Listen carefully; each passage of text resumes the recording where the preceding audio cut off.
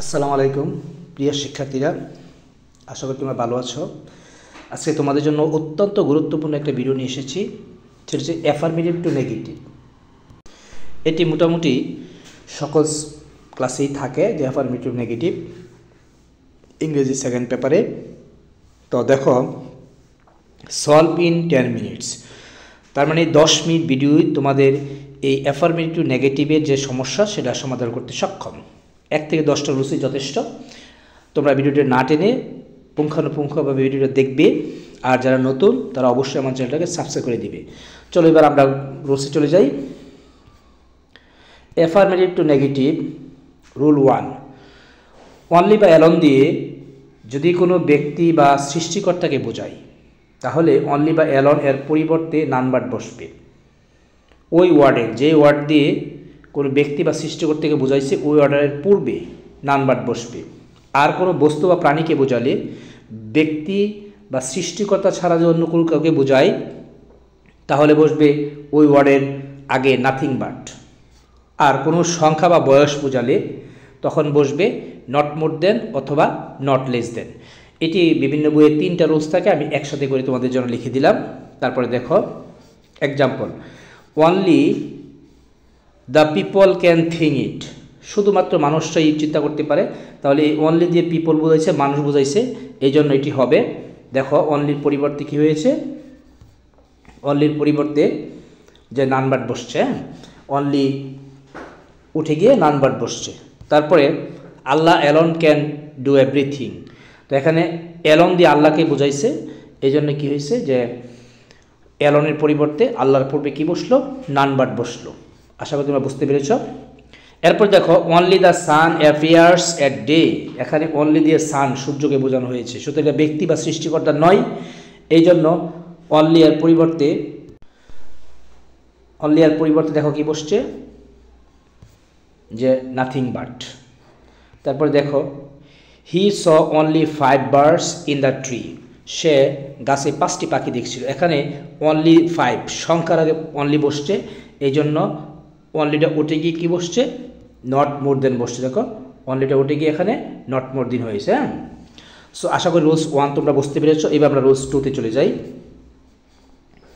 দেখো কোনো বাক্যে মাস্ট থাকলে এর পরিবর্তে, আচ্ছা এটা তোমরা একটা মনে রাখবে, মাস্ট অথবা হ্যাড টু অথবা হ্যাজ টু, যাই থাকুক, কোনো বাক্যে মাস্ট অথবা ভুল হয়েছে, হ্যাভ টু। কোনো বাক্যে মাস্ট অথবা হ্যাভ টু বা হ্যাজ টু থাকলে এই মাস্ট এবং হ্যাভ টু হ্যাজ টু পরিবর্তে ক্যান নট বাট অথবা ক্যান নট হেল্প প্লাস বারবেশার আইএনজি বসবে। যদি ক্যান নট বাট বসে তাহলে বারবেশার আইএনজি বসবে না, ভার্ব 1, আর ক্যান নট হেল্প হলে বারবেশার আইএনজি বসবে। আচ্ছা দেখো আমরা এক্সাম্পল কি দেখি। We must submit to Allah, we must submit to Allah, এই যে আল্লাহ বানান। আচ্ছা, সো এটাকে আমরা যদি নেগেটিভ করি তাহলে হবে we can not but submit to Allah. তোমরা তাহলে দেখো যে এখানে মাস্টের পরিবর্তে কি বসছে, ক্যান নট বাট বসছে। আর যদি তোমরা ক্যান নট হেল্প বসাও তাহলে দেখো যে মাস্টের পরিবর্তে ক্যান নট হেল্প বসছে, এখানে বার্বের সাথে আইএনজি হয়েছে। হ্যাঁ, ক্যান নট বাট হলে বার্বের সাথে আইএনজি হবে না, আর ক্যান নট হেল্প হলে বার্বের সাথে আইএনজি হবে। সো আশা করি 2 নম্বর রুলসটা তোমরা বুঝতে পেরেছ। এরপর আমরা চলে যাব আরেকটা এক্সাম্পল। এবার নেগেটিভ থেকে অ্যাফার্মেটিভ কীভাবে করবে, we can not but help our parents, এটি এই বাক্যটি নেগেটিভ আছে, দেখো ক্যান নট হেল্প আছে, সুতরাং এটাকে যখন তোমরা পজিটিভ করবে তখন কি হবে, ক্যান নট হেল্প উঠে গিয়ে মাস্ট হবে।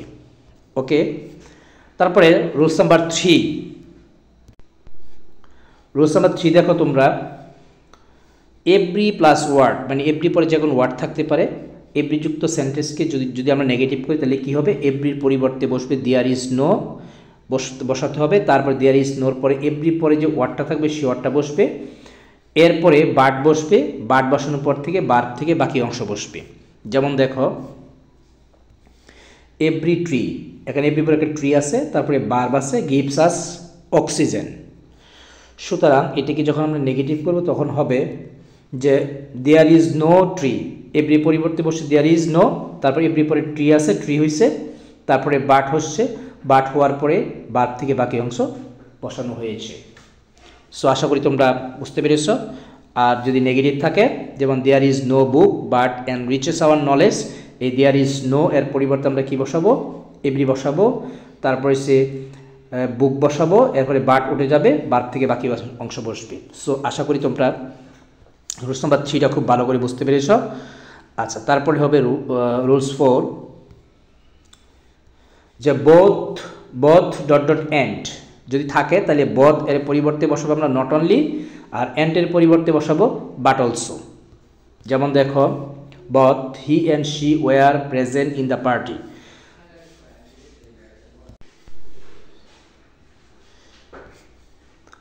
নেগেটিভ হচ্ছে, দেখো তোমরা এই যে বোথ এর পরিবর্তে নট অনলি বসাইছি আমরা, আর এন্ডের পরিবর্তে বাট অলসো বসাইছে। Not only he but also she were present in the party. যেমন দেখো, I like not only tea but also coffee. So এখানে আমি নট অনলি জায়গায় কি বসাবো? যে বথ, আর বাট অলসো জায়গায় বসাবো এন্ড।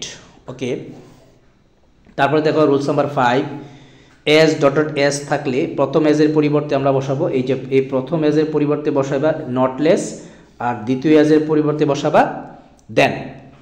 এটা ভালো করে খেয়াল রাখো যে প্রথম এজের পরিবর্তে নট লেস, দ্বিতীয় এজের পরিবর্তে বসাতে হবে দেন। যেমন দেখো, he is as wise as a Fox.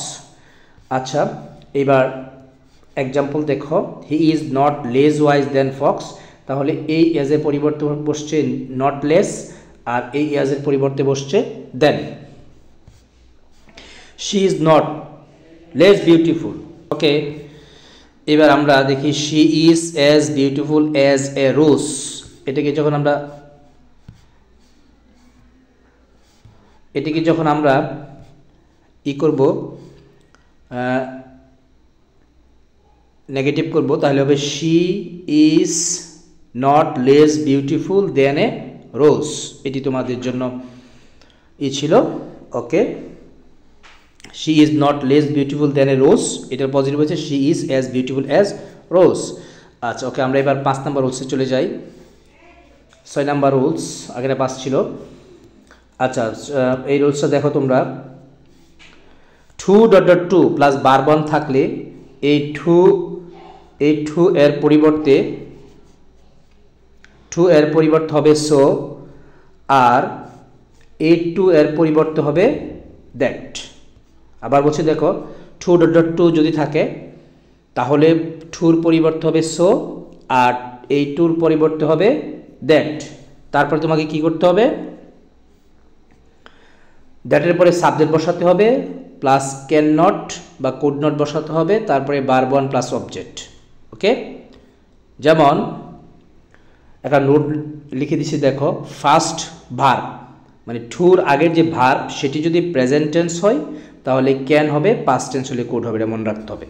এবার এক্সাম্পল দেখো তোমরা, হি ইজ টু পুর টু বাই ফুড। এখানে টু আছে, সুতরাং এটির নেগেটিভ হইব, দেখো, হি ইজ সো পুর। এই যে এই টুর বল সো হয়েছে, সো পুর, আর এই দ্যাট হয়েছে। তারপরে স্ট্রাকচারের সাবজেক্ট কোথায় পাবে তোমরা? এই প্রথম সাবজেক্ট আবার বসাবে হি, তারপরে যেহেতু এটা ইজ প্রেজেন্ট টেন্স এই জন্য এখানে কী হয়েছে? ক্যান নট হয়েছে। এটা ওয়াজ হইলে কুড নট হইতো। তাহলে he is so poor that he can not buy food. She was so weak, so sick that she could not go to school.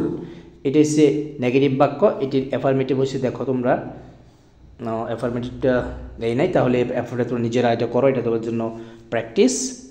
ওকে, এবার রুল 7 কি বলছে দেখো, as soon as plus subject plus verb two plus object plus comma plus subject plus verb two plus extension, এটা হচ্ছে অ্যাফার্মেটিভের structure.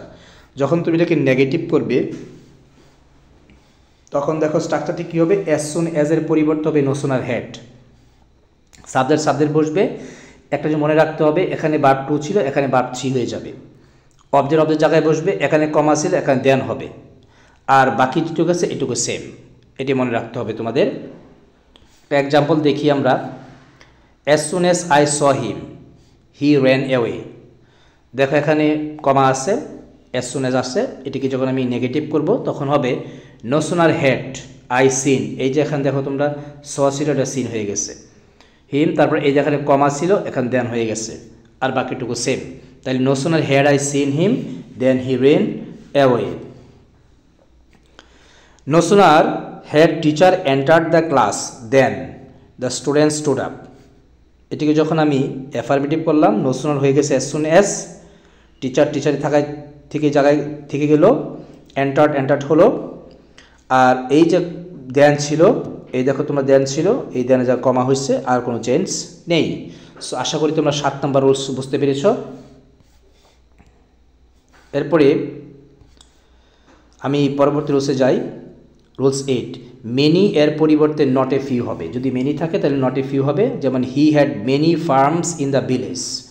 তো এখানে দেখো he had not a few farms in the village. এই রুলসটা সহজ, বুঝতে পেরেছ। 9 নম্বর হচ্ছে মাছের পরিবর্তে নট এ লিটল হবে, যেমন দেখো she has much wealth in the country, এটিকে যখন আমি নেগেটিভ করছি she has not a little wealth in the country. এই দুটো রুলস সহজ ছিল। এবার রুলস 10 তোমাদের জন্য খুবই ইম্পর্টেন্ট একটা রুলস। দেখো কি বলছে, উপরে বর্ণিত কোনো নিয়মের মধ্যে না পড়লে নিচের নিয়ম অনুসরণ করতে হবে। যে উপরে যে আমি 8-9টা নিয়ম পড়লাম, রুলস পড়লাম, যদি এই 9টা রুলসের মধ্যে না পড়ে তাহলে তোমাকে এই 10 নম্বর রুলসটা ফলো করে অ্যাফার্মেটিভ থেকে নেগেটিভ থেকে অ্যাফার্মেটিভ করতে হবে, এবং এটি তোমাদের সবচেয়ে গুরুত্বপূর্ণ রুলস। রুলসগুলি দেখো কি, যে অক্সিলারি ভার্ব এরপর নট বসাতে হবে। বাক্যে যদি অক্সিলারি ভার্ব থাকে, যেমন ইজ থাকলে ইজ নট, অক্সিলারি ভার্ব না থাকলে do not, does not, did not হবে। যেমন হি গোজ টু স্কুল, এখানে অক্সিলারি ভার্ব নাই, এখানে ডাজ নট হবে, এরকম। তারপরে বাক্যের অ্যাডজেক্টিভ বা অ্যাডভার্ব এর বিপরীত শব্দ হবে। যে অ্যাডজেক্টিভ বা অ্যাডভার্ব থাকবে বাক্যের মধ্যে, যেমন মনে করি ইম্পর্ট্যান্ট, আননেসেসারি, নেসেসারি, এরকম বিপরীত শব্দ, সেটার বিপরীত ওয়ার্ড লিখতে হবে। আচ্ছা, অ্যাডজেক্টিভ বা অ্যাডভার্ব না থাকলে মূল ভার্ব এর বিপরীত শব্দ লিখতে হবে। যেমন করে আই উইল রিমেম্বার ইউ, এখানে কোনো অ্যাডজেক্টিভ নেই, তখন রিমেম্বারের বিপরীত শব্দ লিখতে হবে। অলওয়েজ থাকলে নেভার হবে, ভেরি থাকলে অ্যাটল হবে, অ্যাটল হবে, এটা ঠিক কারেকশন করে নিও, অ্যাটল হবে। আচ্ছা, এবার আমরা এক্সাম্পল দেখি। হি ইজ ভেরি কাইন্ড, দেখো এখানে যে as soon as, both, and, every কোনো রুলসের মধ্যে পড়লো না, তখন আমাকে 10 নম্বর রুলসটা অ্যাপ্লাই করতে হবে। তাহলে হি ইজ ভেরি কাইন্ড, এখন দেখো নেগেটিভ করলাম। হি ইজ নট, এই যে ইজ অক্সিলারি ভার্ব আছে, অক্সিলারি ভার্বে নট বসাইলাম, অক্সিলারি ভার্বের পরে আমি এখানে নট বসাইলাম। তারপরে এই কাইন্ডের বিপরীত লিখলাম আনকাইন্ড, এবং ভেরি এর পরিবর্তে লিখলাম অ্যাটল। তাহলে he is not unkind at all. তারপরে I will always love you, দেখো এই বাক্যে কোনো অ্যাডজেক্টিভ নেই, এটাকে নেগেটিভ করছি কীভাবে, I will never hate you, always থাকলে নেভার হবে, লাভের বিপরীতে আমি হেট দিয়েছি। তারপরে এসে rude accident is not an uncommon affair. So এই বাক্যে এটা নেগেটিভ, এটাকে অ্যাফার্মেটিভ কীভাবে করি দেখো, rude accident is a common affair, not উঠে গেছে এবং আনকমনের বিপরীত কমন হয়েছে। সো আশা করি তোমরা এই 10টা রুলস তোমাদের অ্যাফার্মেটিভ নেগেটিভ করার জন্য যথেষ্ট। হ্যাঁ, তোমাদের 10টা রুলস ক্লিয়ার হয়েছে। তো যদি ভিডিওটি ভালো লাগে তাহলে অবশ্যই তোমরা আমার চ্যানেলটাকে সাবস্ক্রাইব করে রাখবে। আর নেক্সট টপিক পরবর্তীতে আমি তোমাদেরকে অ্যাসার্টিভ টু ইন্টারোগেটিভ এটি নিয়ে একটা ভিডিওতে আলোচনা করব। আজকে এটুকুই, তোমরা সবাই ভালো থাকো, খুদা হাফেজ।